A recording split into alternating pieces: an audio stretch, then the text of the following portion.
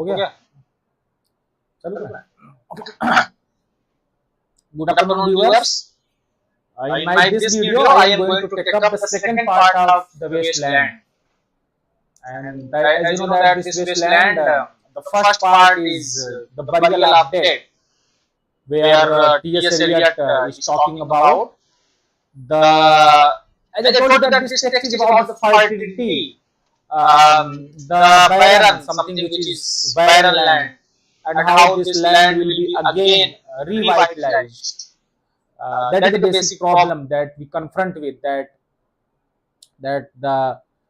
this revitalization, not in terms of in fact fertility, but as a land only productivity, but it is just it's in terms of psychology, morality, ethics, politics, as well as sexuality.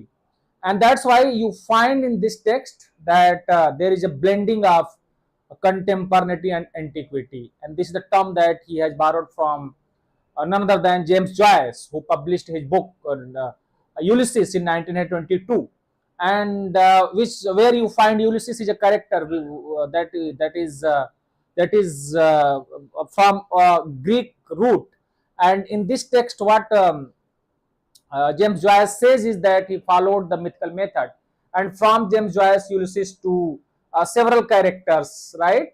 Like from Ulysses to Homer to Iliad and Odyssey, then Leopard Bloom. So what this, and that's what T.S. Eliot says, that in fact that he is applying a theory that must be followed by the writers, and Jacob's Room of Virginia Woolf were published at the same time.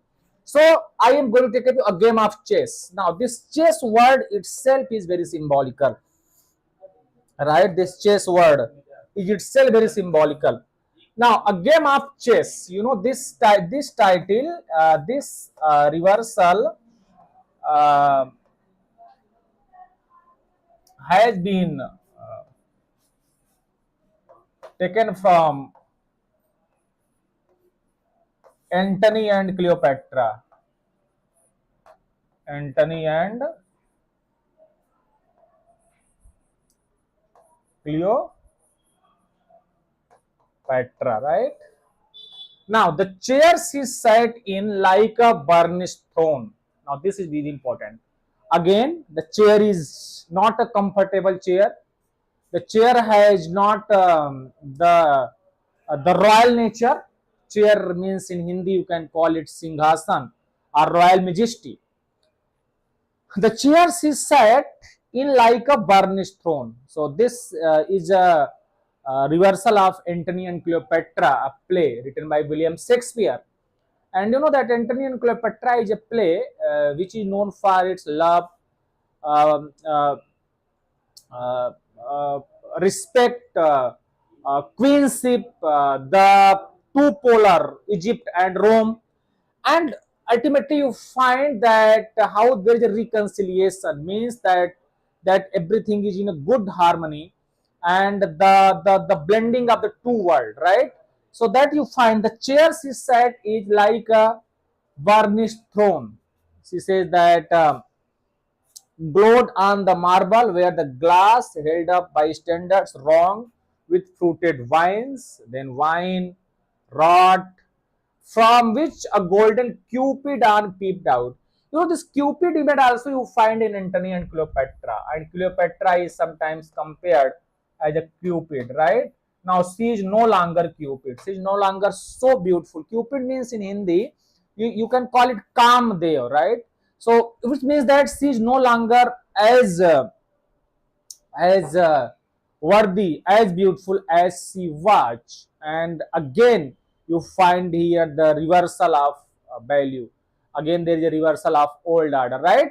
That's why she said, another hid his eyes behind his wing, doubled the flames of seven branched candelabra, reflecting light upon the table as the glitter of her jewels rose to meet in from satin cases poured in rich profusion in vials of ivory and colored grass. So this you find here, colored grass. Now again, when you see that how the image of Antony and Cleopatra is being again reversed, She is no longer as powerful as she was. There is completely an opposition in his nature, right? We cannot say exactly that she enjoys the majestic power that she had, and that's why the chair she sat is like a burning throne. Could you believe that a queen or Cleopatra is a very powerful and a very sophisticated queen? You know that she is known for her value, she is known for her dignity, she is known for her royalty, she is known for her majesty, she is known for her beauty also. But everything is tormented, everything is destroyed here. And this is the problem of modern world. T.S. Eliot wants to say that the chair she sat is like a burnished chair, right? And that is how you find that in vials of ivory and colored glass, unstoppered lurked her strange synthetic perfumes. Now, this is called commercialization of life, right? If you read this, you find that commercialization, right? That is, you find that synthetic perfumes, urgent pound liquid, troubled, confused, hmm,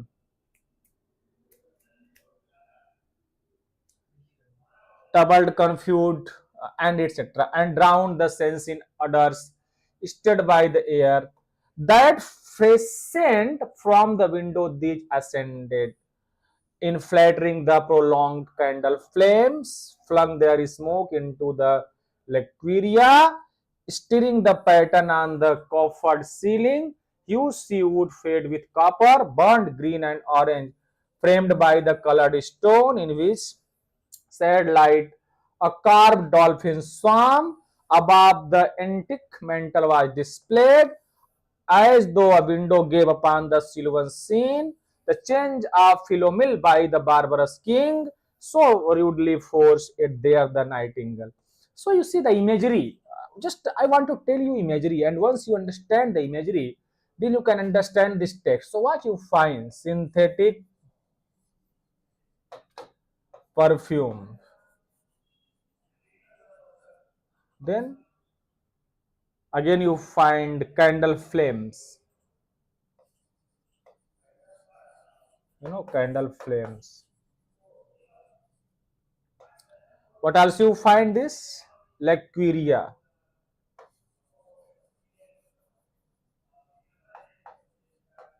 Laqueria, dolphin swarm, barbarous king, dolphin swarm.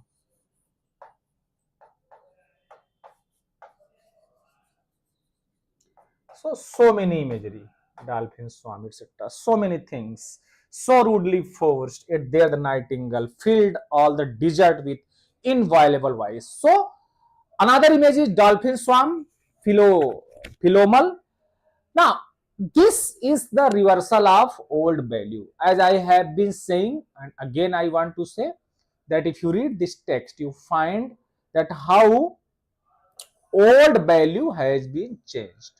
And then again, what you find? Again, you see that you find that there is what we call filled all the desert with inviolable vice, and still she cried, and still the world pursues. Jug, jug to dirty ears. Now, ear is also dirty. The sound is also dirty. Ear is dirty. The sound is dirty. Right? Then you have dirty ears. Withered stump of time, we are told upon the walls, starring forms, leaned out, leaning, hushing the room enclosed, footstep shuffled on the stair, under the firelight, under the brush, her hair, spread out in fiery points, glowed into words, then would be savagely still. So, jug, jug, jug, leaned out, learning, hustling the room enclosed, footsteps shuffled on the stair, under the firelight, under the brush, her hair, spread out in fiery points, glowed into words, then would be savagely still.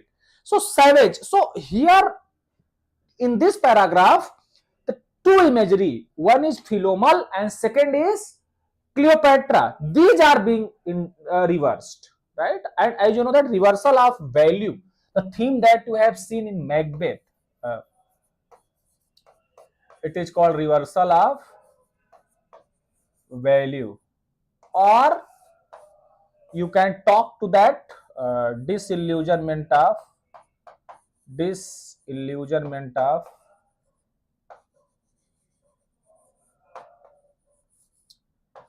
post World War, right? That you find here. All right. So this disillusionment, this is the post World War. So that you find here, and then what you find? My nerves are bad tonight. Yes, bad. Stay with me. Speak to me. Why do you never speak? Speak. What are you thinking of? What thinking? Now, again, in my just first reading, what I want to tell you is that let's just read the text. My nerves are bad tonight. Again, there is a negative aspect.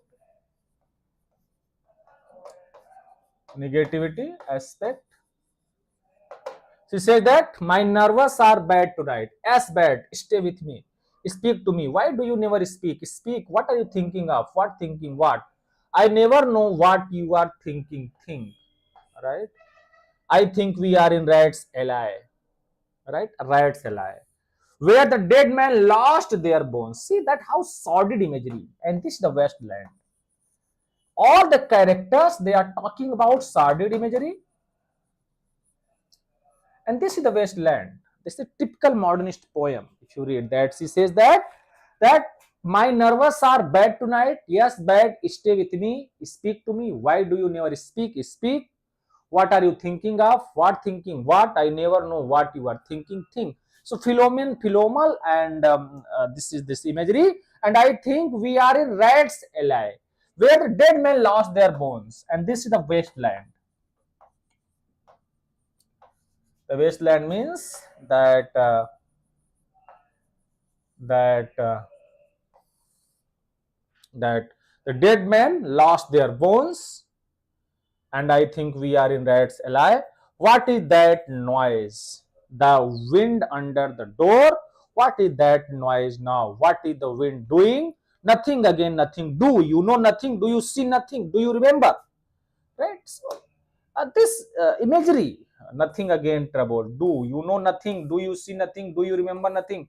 I remember those are false that were his eyes. Are you alive or not? Is there nothing in your head? But oh, that Shakespearean red.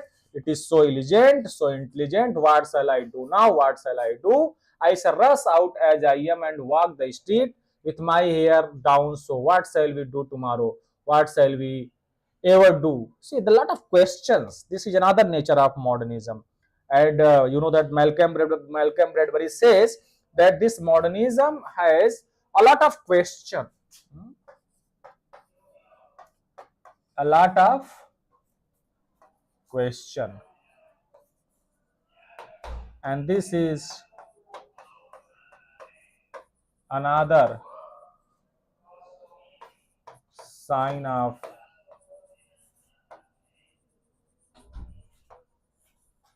modernity, like a lot of questions. So what shall I do now? What shall I do? I shall rush out as I am and walk the street with my hair down. So what shall we do tomorrow?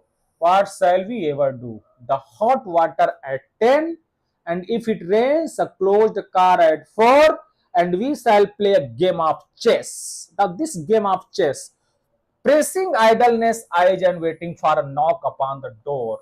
And this game of chess is a modern situation. T.S. Eliot wants to say that the situation of modern world, this modern life, is like a game of chess, that everything is a game. And this game of chess means it's a gambling, right? There is no fixity, there is no value, there is no authenticity. A game of chess. If you read Mahabharata, you find that entire root problem of Mahabharata was gambling.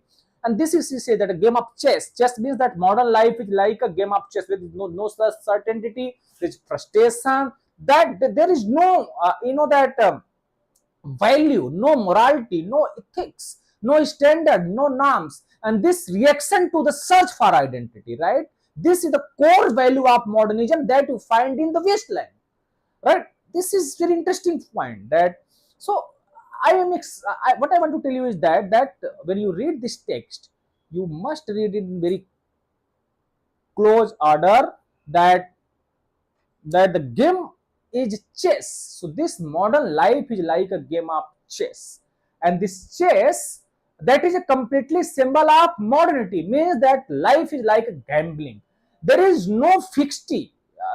Anything could happen with anyone, right? And there is no value. So value is last, and this is wasteland, right? So game of chess. Well, Lily's husband got demobbed. I said, I didn't mind my words. I said to her myself, hurry up, please, it is time. Hurry up now, please, it is time. Hurry up, please, it is time. And now Albert's coming back. Make yourself bit smart. He will want to know what you done with that money he gave you to get yourself some teeth. He did, I was there. You have them all out, Lil, and get a nice set. He said, I swear I can't bear to look at you. And no more can't, I said, and think of poor Albert. He has been in the army 4 years. He wants a good time. And if you don't give it him, there is others will, I said. Oh, is there? She said something or that, I said. Then I'll know who to thank. She said and give me a straight look. Hurry up, please, it's time. If you don't like it, you can get on with it. I said others can pick and choose if you can. But if Albert makes up, it won't be for lack of telling you what to be ashamed. I said to look so antique. And her only 31. I can't help it, she said, pulling a long face. It is them pills I took to bring it up, she said. She would have had 5 already and nearly died of young George. This young George, the chemist, said it would be all right, but I have never been the same. See the imagery. You are a proper fool, I said. Well, if Albert won't leave you alone, there it is, I said. What? You get married for if you don't want children. Now see this. This is a very interesting point. What I want to tell you that again there is a fertility and question of marriage. Now this question of marriage is being challenged here, and that's what it says that pulling, and then he says that, well, if Albert won't leave you alone, then it is said, hurry up, please, it is time, Albert, hurry, please, it is time, good night, hurry, please, time. So, sorry, what I am to tell you is that 31, how money is also completely mechanized, and everything is in a mechanized process. Then good night, ladies, good night, sweet ladies, good night, good night. So, in the end, this I took this poem in a very rough, in a very fast mood. But if you read this text, you find that how there is sweet ladies, good night, good night, good night, beauty it is hard, want children, something like this. If you don't want children, then why you are got married? And this is the question: कि शादी क्या होता है? Why do we get married? Do we need children or do we marry for other problem? So that is the fertility rate. That how the wasteland will be again revitalized.